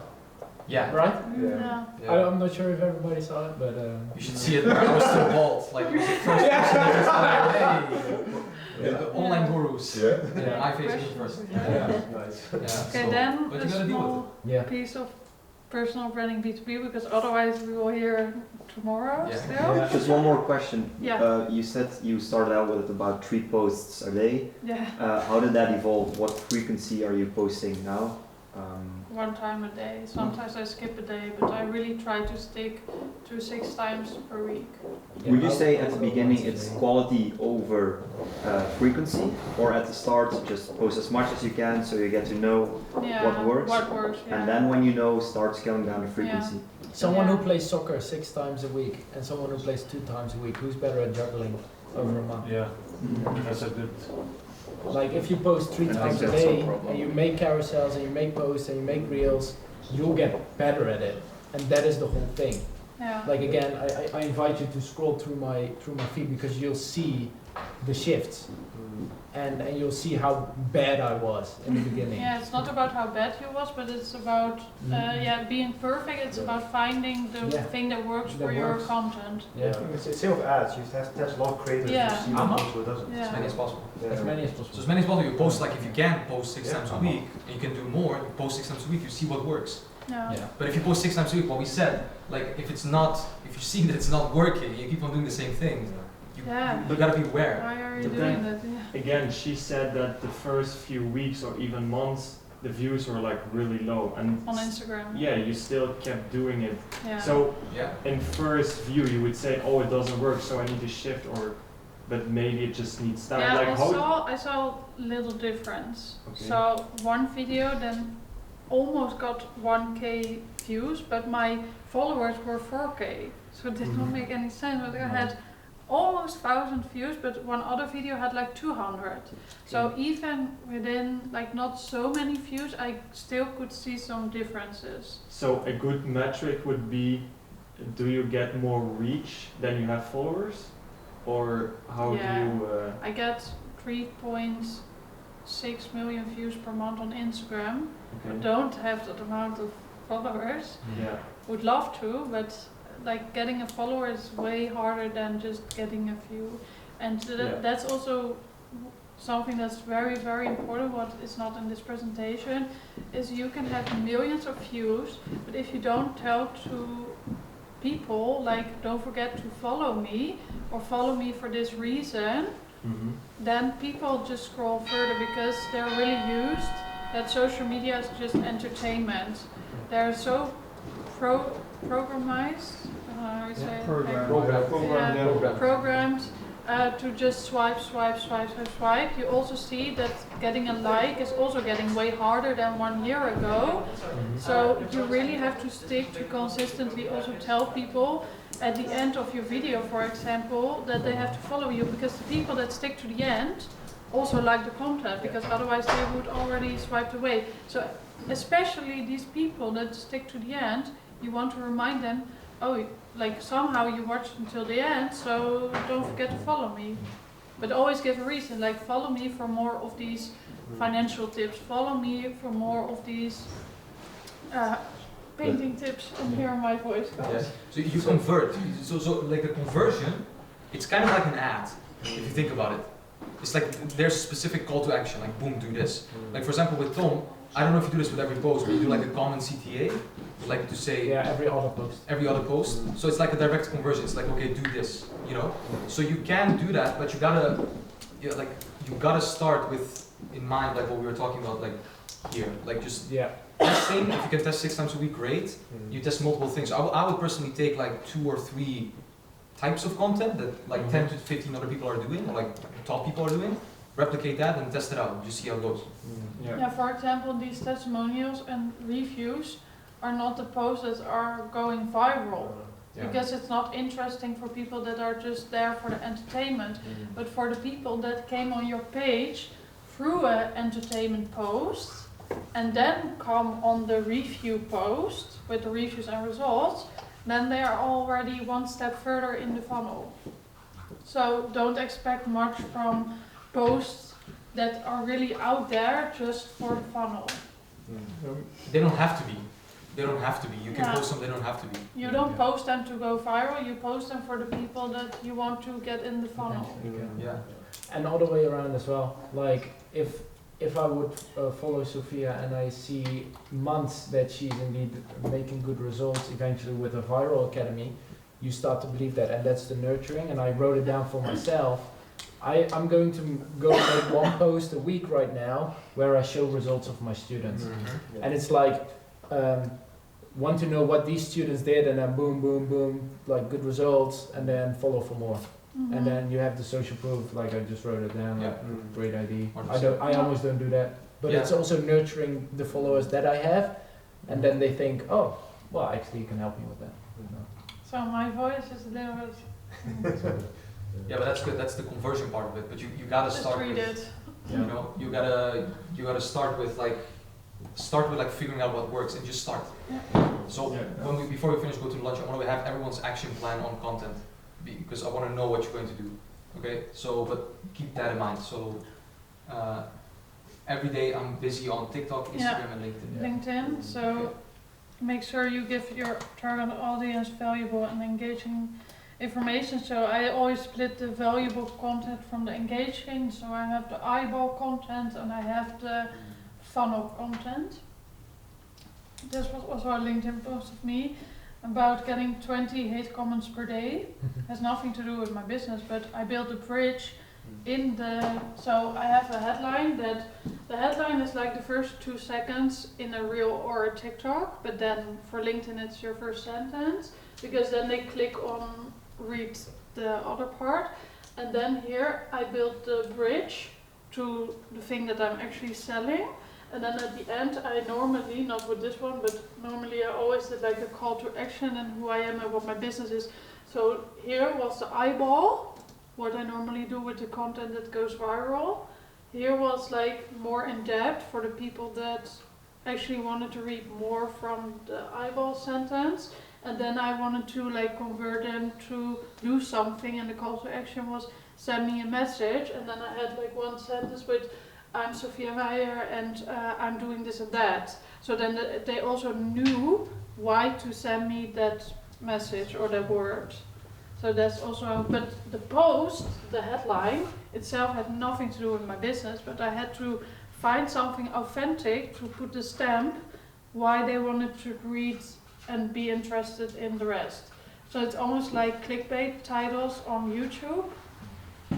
If the title's not good, you will never click. Because you don't know what's in the video, so you don't know upfront if the video is valuable for you.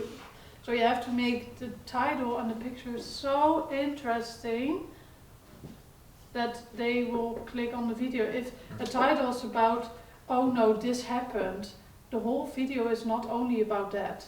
Just like maybe 1 minute of the whole video, and that's the same as with this. Without reach online, you will make it very difficult for yourself to reach people. And then, what platforms, but you all know which you have. And I would recommend for B2B always LinkedIn and then Instagram, because it's like the same content that you can post.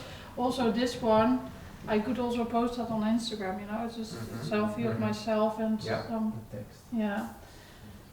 And then how to attract high ticket clients with a personal brand. And that's like the profile description is really important. And you can always look at your competitors, what they have. Because if you have a competitor that gets a lot of clients from social media and it's within the same niche, they probably have some triggering stuff that they have in their profile description. profile picture has to be high quality, good lighting is so important nowadays, also in your videos. Like I really see the difference.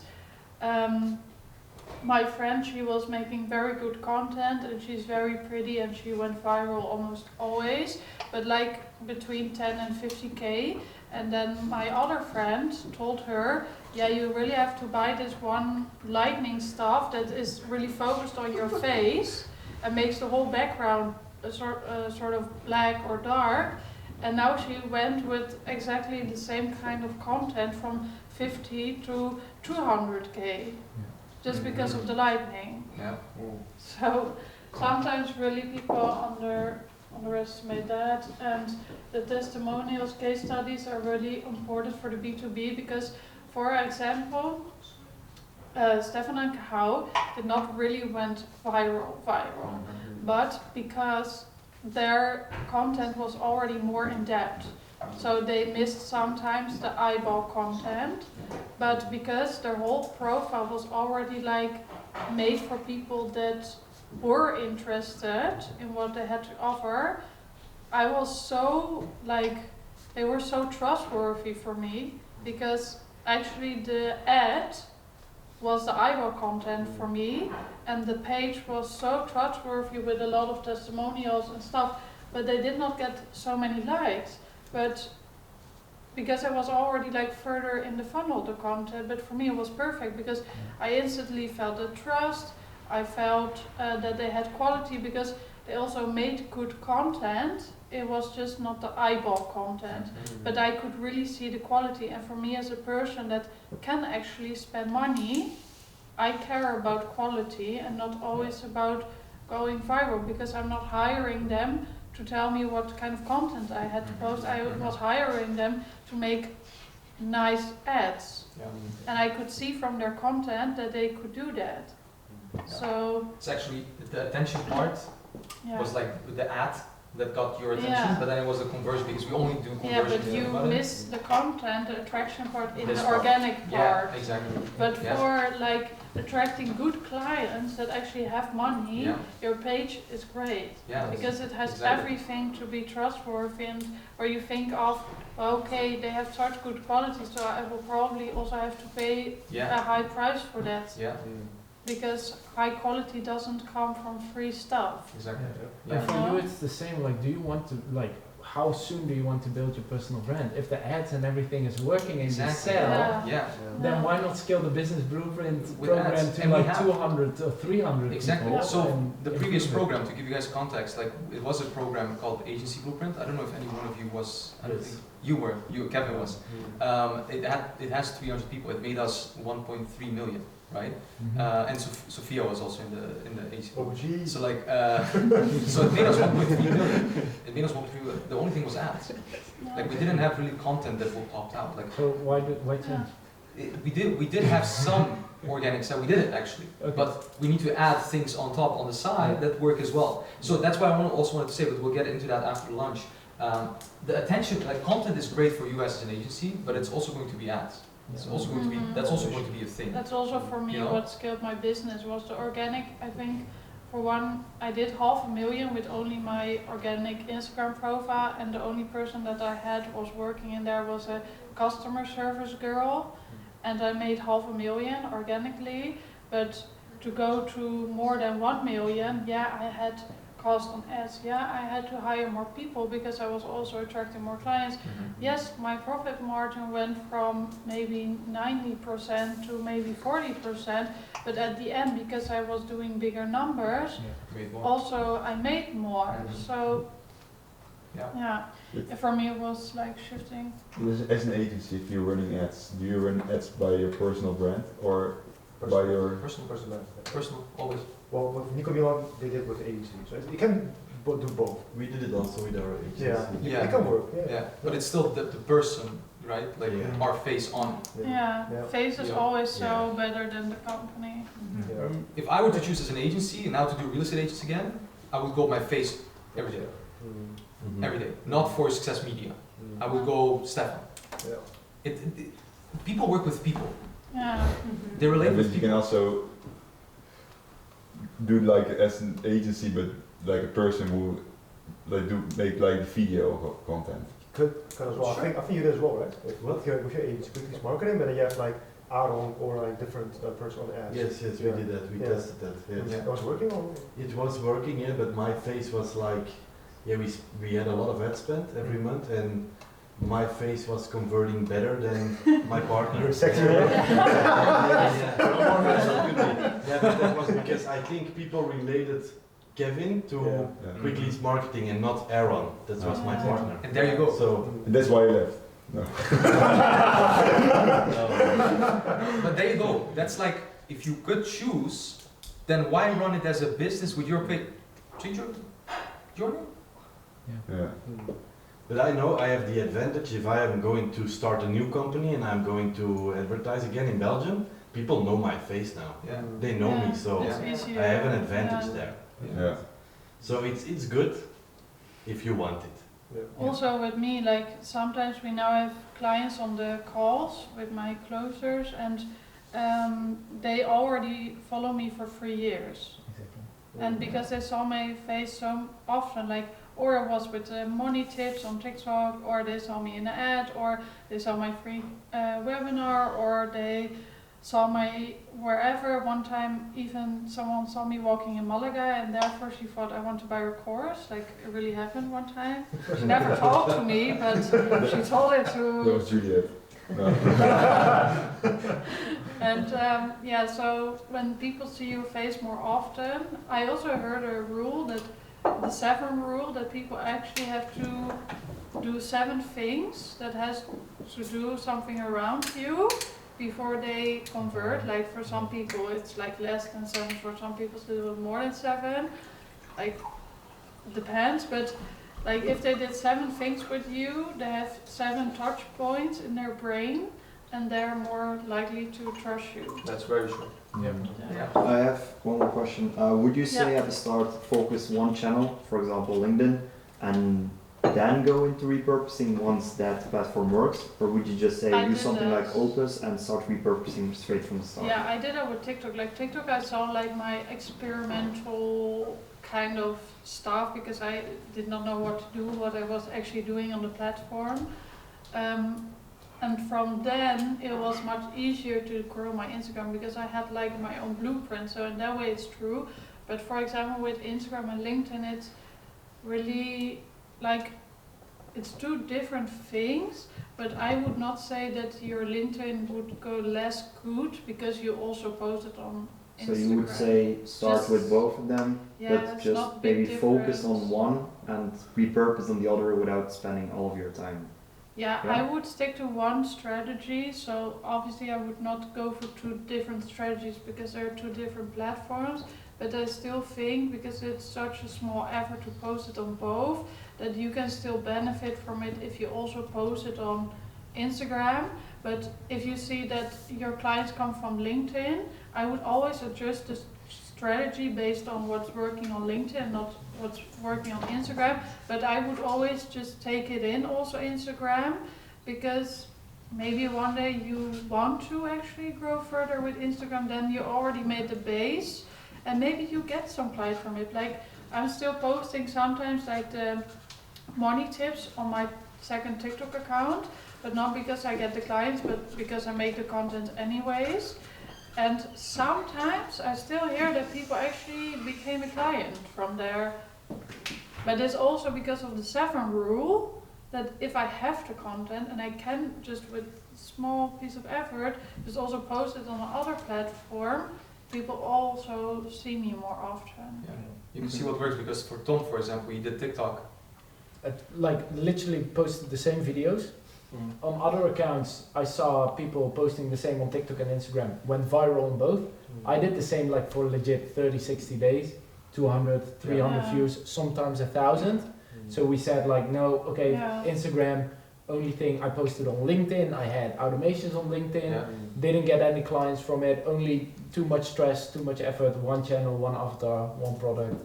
And then now I'm going to YouTube, because that shows more authority. I can show more testimonials, I can build the extra touch point, which is extra probably layer going to in help. funnel. Yeah. I also post on YouTube, but only like interviews with my students. Does it go viral? No, but I go viral on Instagram and So TikTok. really focus on one channel and repurpose on the other without spending all of your efforts. And then maybe we can see what works best. Yeah. But if you would see that the clients come from LinkedIn, always try to adjust on the LinkedIn algorithm. Make sure it's tailored for there, repurpose it on Instagram, whatever. Maybe it works. You guys do organic and ads as well. What I feel like I'm doing organic right now, and I get like 1 to 3 booked appointments every time I do organic outreach, and my competitors are doing like ads and they're shouting and I chop my arms if you like crazy offers, you know. But I feel I don't want to do that. I don't want to. But if that's not your style, I think maybe that's also working for you. That they once see in their life like, oh, this guy is not shouting. That's exactly what I want. It can be your ad. One guy in my niche is standing underneath the shower with his clothes on reading a book, and I'm like, dude, what the fuck are you doing? Like, you know, like, it's crazy. It's trying to get attention. It's trying to get attention, but never go the route of trying to get attention, just the route of getting attention. Just exactly. Then it's like, what are you doing, you know? Like we did it as well. Like I looked at Andrew Tate and like all these guys, and I started doing that like that as well. And I was like, what am I doing? And then you're not authentic. Misses again. Like, well, I have to say, making the video about my operation from 6 years ago, I did not tell them it was 6 years ago because I want that people believe that the topic was around now. But it was also a little bit like, I make a content just to get the attention. So but it's still authentic because it's still my story. But I would not go like present yourself as a different person that you're not. Like it's still my story. But it's just for the attention, but it's still authentic. So it has to do a little bit still with you. If you also want to get like the attention content. Just be honest, share football things, share like, you know, just be like who you are. Like that's enough attention that you can get. And also in terms of the ads, to go a little off topic, what really works is basically showing one of your, for example, Nico Milan, I'll go back to him as well, but it's a really good case study. And what they use, they actually leverage a popular med spa owner in Sweden on the ads, on the landing page, that works really well for them. So for you, it could do the same thing, or if you don't have it, you can also just leverage a lot of results. If a lot of the same results for cardio businesses, put it on the ads, because that speaks more than the guarantee, you know? So what you can also do, by the way, if you see a lot of like, oh, we get you 20 clients and we chop our arms off, you say like, hey, cardio business, don't worry, I'm not going to chop my arms off, I'm going to guarantee you getting results from this. These are the results that we got from social proof a cardio business, you know? So you think I should do ads in the future? But just don't do what they do with, oh, get 20 clients, don't pay, because that's just saturated. Just be different, just turn it around, like be different. If they go that way, go the other way. Be different, because that makes you stand out from everyone on the ads. So it can still work, but you need to do different with the messaging and what you say. Like the results is really important. Show a lot of insane results, because that should be saying a lot more than a guy from other cardio agency saying, oh, get more clients or don't pay, right? But what is more like also good, like I would always advise everyone to actually try ads, but the advantage that I had was because I see what is working with my organic content, you are more likely to also pick from the organic content what you're going to try for the ads. Like for example, when we write ads in a promotion week where I really have discounts and that kind of stuff, I always try to get information from organic content that worked. So we look at the emails that got clients and how many revenue came out of that. And then I see, okay, this was the title, this was the depth, and these social proof pictures we put in there. So I want to actually use that exact same email because it's proven that it worked for the organic, and then use it for the ads, and then I can even reach more people. So you also have more blueprint? Now I'm trying, I do the outreach of Facebook and Instagram. I implemented on the same thing, I implemented on email and do like an email automation from Carol. And people start calling me like, "Hi, I saw your email. What are you doing?" Exactly. So that's I just copy paste basically. So and that is especially good for your ads because if you know, oh, from that email or that post, I got 20 DMs. Then what if you would use that piece of content for the ads because it's already proven that it worked. And that's what we're also going to do with the second Instagram profile. It's not only to have a more salesy account where I don't post about surgeries, you know, it's more like this is Viral Academy, you can buy it. By now you know who I am. And if you are interested in also the company, you can follow me, but you don't have to. It's also to test more of what is working because that girl is going to make content from a whole different point of view than from me, because she's going to look at other profiles as a blueprint, and she is going to create also maybe content that's also working. And then I think, oh, that worked. Well, I'm also going to make something like that for myself, or implement it for the email, or implement it for the ads. So it's also like an extra testing thing. So it's really good if you have already examples that are proven that it works. Especially if you have an agency, like content should be an amplifier of your outbound. Ads should be an amplifier of your outbound. That's really good. What's an amplifier? It should only add to. It shouldn't replace it. So outbound is like the main thing. That's like our main thing with the agency. It still is. Like we still do Instagram outbound. So we do that, but like the ads became the main thing because this was already there.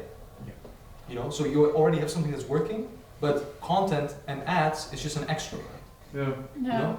So it's just pushing money in stuff that works. And you know that it works organically, it will likely also work for the ads. Good, because we also ran like the role play ad before and it was working really well. It was the same format from TikTok. Like the funny thing was like the money hacks, how to save money at the grocery store. How I talk to myself in two personalities has nothing to do with anything of my business or me, but because people had that stamp in their head of me talking in two persons, we used the same concept for the ads, but then me talking about making money online, and it worked because people knew that kind of concept from me. So that's also something that I learned from that account. You know, it's just one thing, but maybe with the ad I made thousands of euros out of it at the end. So it just adds to what's, you know, like it's already working. It's the same thing like with the messaging. What's the quickest way to test if something works? Send 10 people a message, talking about it. Boom, you get direct feedback. You know if it works. And then you can say, okay, that works. Content, ads. That's it. Because I just say super simple. I just text them like, hey, are you willing to get 24 more clients, more customers? Can you take them in? And they said, yeah, sure, why not? Send me your number, I'll call you. Okay. Then I call them, I explain everything, and I book them, and then That's so that's content piece. You with one guy, car detailing, 24 clients added to his business. You want the same? That's already a content piece to post.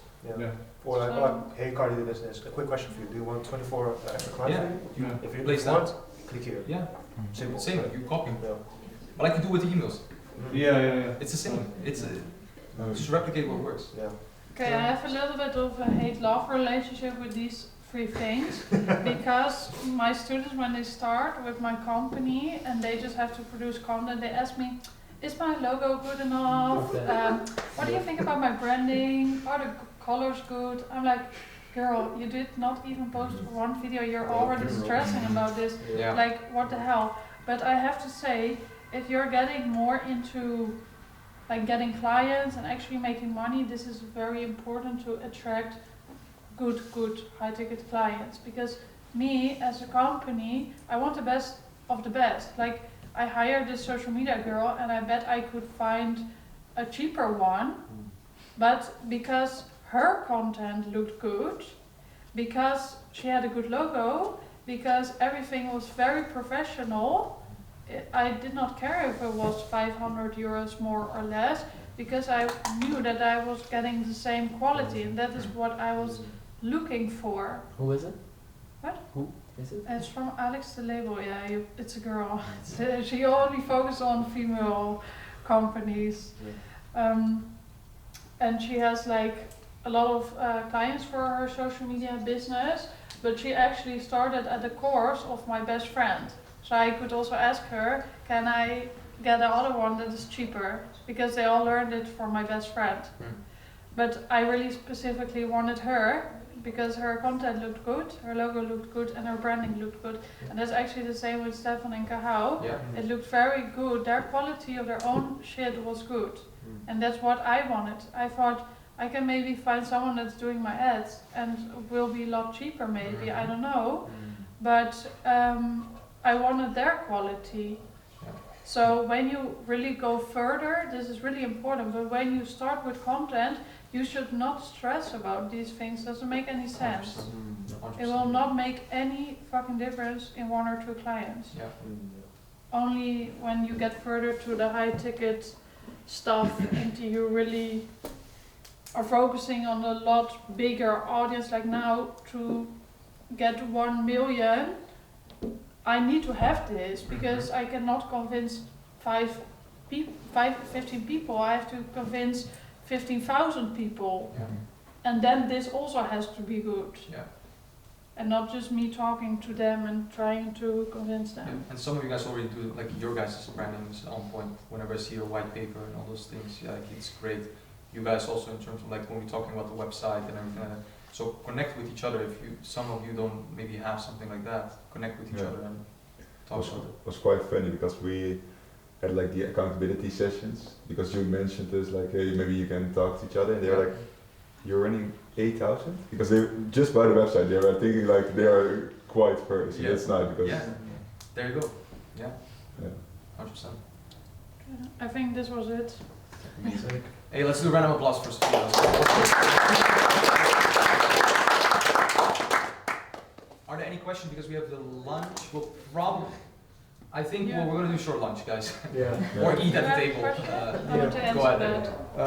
So for someone like me who's just starting in a niche, I haven't got many results. I don't really know what type of content to post. Do I just go out and copy somebody else who has results? Or like, how do I go about what's working for you? Because what Tom also said, like some content was working for him and some content he replicated very well and was not working for him. So that's also the nice thing about copying, is you will get your own mix out of what is working from different content creators that you use as an example. So at first you will maybe feel like a copy-paste person, but you will see that some content is working for you, some content not, and you can go on with that and give your own twist on it. For you, go to my LinkedIn page, scroll all the way down to my post, see what I did for real estate agents. Yeah, I've seen the videos where you're describing free tips and all that. Do that, but also find networking events of real estate agents in your area, go to them, make pictures with them.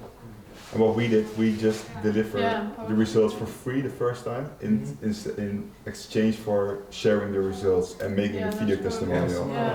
So tell people like, hey, I'm starting just a new agency, I'm 100% trusted in my delivery. Can I deliver results for free in exchange for sharing the results on my Instagram? Because that's way more valuable than just starting with nothing. It's very smart. There's this guy called Matt Shields. Matt Shields. He got 60 trial clients, of which 20 he signed. But he had about more like 30 testimonials that he got just by doing trials. And post on content. Exactly. And then ask afterwards, like, hey, do you know any other entrepreneur who can use my service? Because you give them something for free, so they will be. Or upsell them after the period. Of course, but they also like trying to give something back because it's free. Yeah, exactly. I actually know Dan. No. Yeah. And he also told in one interview that he. No, it's Dan Locke. Dan Locke. He told in one interview that when he wanted to like speak on events, no one was hiring at first because no one knew the guy, no one knew if it was valuable for him to speak. So I think for 1 year he always offered himself for free to speak everywhere, and then he got the content, people got to know him, he got testimonials, and he said, yeah, I could also maybe ask 500 euros, but I did not want to do that because I wanted something else in exchange, and that was like the testimonials and people get to know me and all of that stuff. And that is also how he got the network at the end, where he then could, because he got to know the important people for free actually, that were otherwise hard to reach. He also got to know where the questions were, and people with money sell the problems of people with money because they pay better.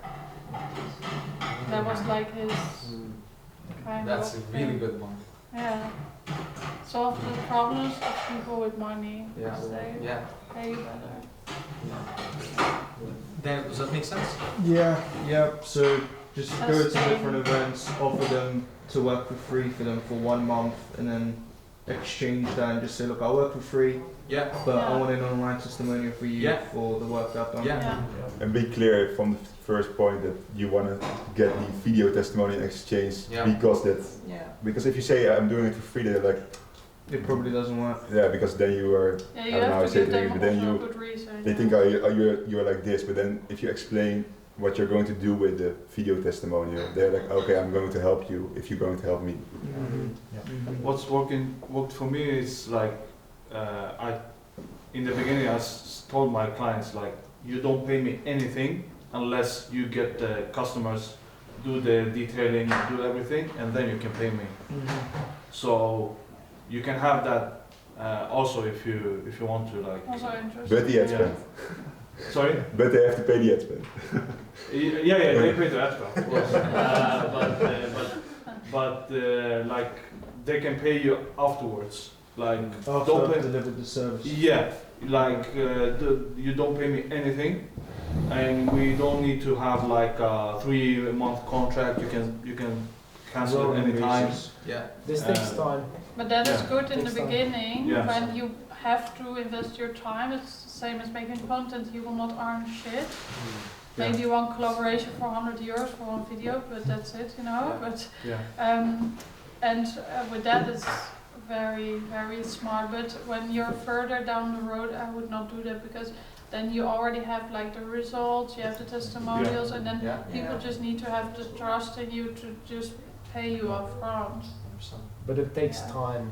Like it takes time to build the trust, to build the credibility, to build the name, and then the more you grow. Like first time I sold my one-on-one coaching, it was 1,200 euros, and now it's 3,000. In 1 year, I 1.5x'd it because I know I can get results and I trust myself, and people see that and they're like, oh yeah, like I want that.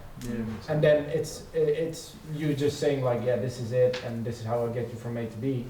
But in the beginning I did like 5 free clients, and then I did friends for like 900, 1,200, 1,300, just slowly increased my prices a bit, increased the value, and then you'll get to a moment where you're like, hey, you're confident, I can help you go from A to B, and this is the price. This is the price. And they're also easier to deliver because people who don't have any money to invest, they are always asking so much questions. Like I have a low ticket program, $74 a month. Biggest churn, high ticket clients, way happier. Like I don't know why you guys are doing the low ticket. We're actually not anymore. Yeah, I would also double down on the high ticket. Like only high ticket. You do yourself and your clients a favor by asking a higher price. So much easier. Eventually. Same with video projects, like a video for 300 or 400 euros, the client is like 7 feedback rounds, it's always shit, no time for the editor, and then there are people who pay like 5 or 10k for a video, and it's amazing. So smooth, and you have time to prepare everything, and they're happy with the result. You were 1 day late, you just called them like, hey, sorry, oh, the video. Oh, don't worry, deliver it next week. Guys, we're hard stop. We're gonna do lunch. Okay, then we're gonna come back.